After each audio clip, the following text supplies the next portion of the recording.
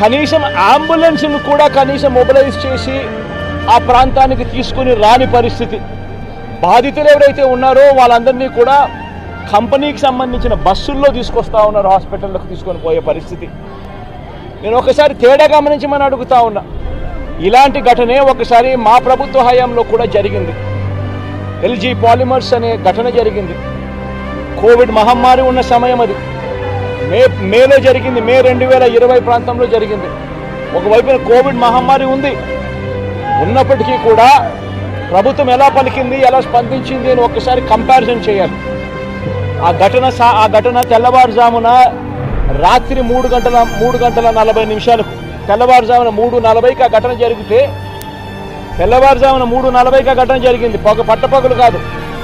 జరిగితే 5 గంటల కల్లా కలెక్టర్ స్పాట్లోకి వెళ్ళాడు, కమిషనర్ స్పాట్లోకి వెళ్ళాడు. అంబులెన్స్లు అప్పటికే ముమ్మరంగా మోహరించేసాయి. గవర్నమెంట్ అంబులెన్స్ అన్నీ కూడా తీసుకొచ్చాయి. ప్రతి బాధితునికి కూడా తోడుగా ఉండే కార్యక్రమం జరిగింది. 6 గంటల కల్లా వైఎస్ఆర్ కాంగ్రెస్ పార్టీకి సంబంధించిన సీనియర్ నాయకులు అందరూ కూడా స్పాట్ మీదకి వెళ్ళారు, తోడుగా ఉండే కార్యక్రమం చేశారు.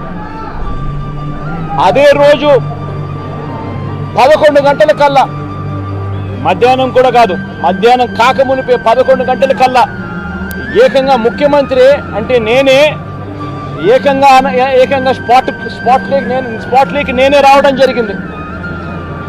స్పందించిన తీరు గమనించమని అడుగుతా ఉన్నా. వెంటనే 24 గంటల్లోనే ఏకంగా ₹1 కోటి కాంపన్సేషన్ ప్రకటించిన పరిస్థితులు గతంలో ఎప్పుడు జరగల.